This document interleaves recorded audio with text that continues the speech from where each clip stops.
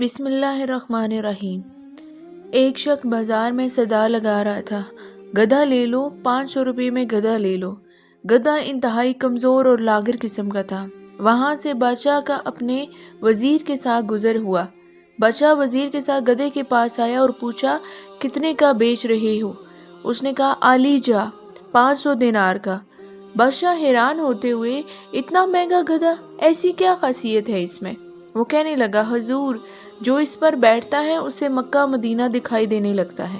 بادشاہ کو یقین نہ آیا اور کہنے لگا، اگر تمہاری بات سچ ثابت ہوئی تو ہم اسے 1 لاکھ کا خرید لیں گے، لیکن اگر جھوٹ ہوئی تو تمہارا سر قلم کر دیا جائے گا۔ ساتھ ہی وزیر کو کہا، اس پر بیٹھو اور دیکھو کیا دکھائی دیتا ہے۔ وزیر بیٹھنے ہی لگا تھا تو گدھے کے مالک نے کہا، جناب، مکہ مدینہ کسی گنہگار کو دکھائی نہیں دیتا۔ وزیر، ہم گنہگار نہیں، ہٹو سامنے سے۔ یہ کہہ کر گدھے پر بیٹھ گیا، لیکن کچھ دکھائی نہیں دیا۔ اب سوچنے لگا کہ اگر سچ کہہ دیا تو بدنامی ہوگی۔ اچانک چلایا، سبحان اللہ، ماشاء اللہ، الحمدللہ، کیا نظارہ ہے مکہ مدینہ کا۔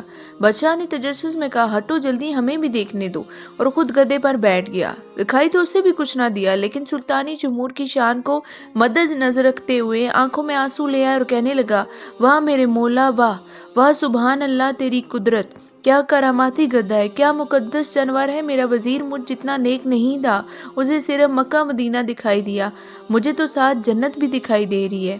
اس کے اترتے ہی عوام گدھے پر ٹوٹ پڑی، کوئی گدھے کو چھونے کی کوشش کرنے لگا، کوئی چومنے کی، کوئی اس کے بال کاٹ کر تبرک کے طور پر رکھنے لگا، وغیرہ وغیرہ۔